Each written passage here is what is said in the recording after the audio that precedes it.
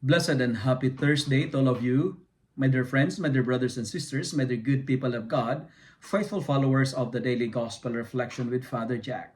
My dear kababayans, today is June 20, 2024, and today is Thursday within the 11th week in Ordinary Time, Year B. Our Gospel for today is from the beautiful and the wonderful account of the Gospel of Matthew, chapter 6, verses 7 to 15. Prayer is at the heart of being a Christian, right? Prayer is our way of conversation with God.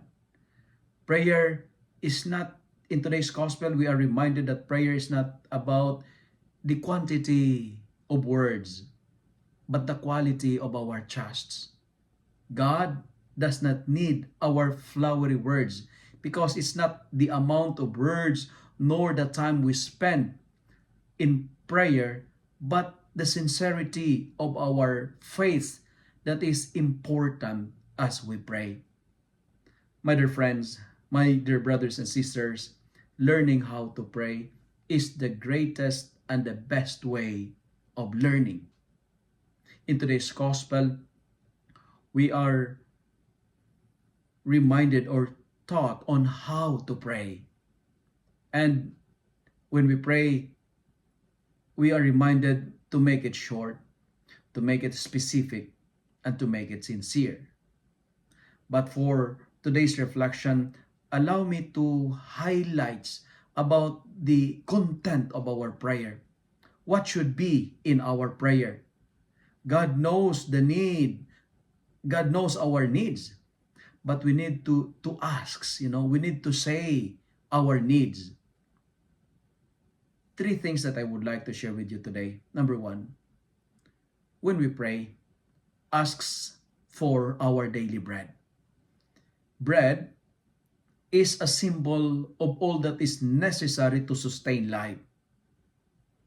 Daily, not monthly or yearly basis, to remind us that we are only to ask for what we need.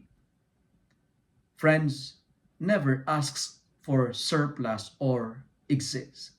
Just asks for our daily need. Asks for what you need, not what you want. We ask because asking is a sign of dependence and trust to the divine providence. When you pray, today's gospel is teaching us, asks for our daily bread. Second, when we pray, also asks for forgiveness. Why? Because every day we commit sins. Every day we hurt the Lord. We disobey. Sometimes our minds are impure, our hearts are not clean, and we don't behave properly. When we ask for forgiveness, we dispose ourselves to be forgiving. We make ourselves ready for healing by not harboring to resentment and anger. And the purpose of asking forgiveness is to cleanse us from hatred, to cleanse us of hatred and allow ourselves to be controlled and to be governed by love. Because love is the most powerful weapon against our enemies. Love is the weakness of the devil. And finally, when you pray, asks for spiritual victory.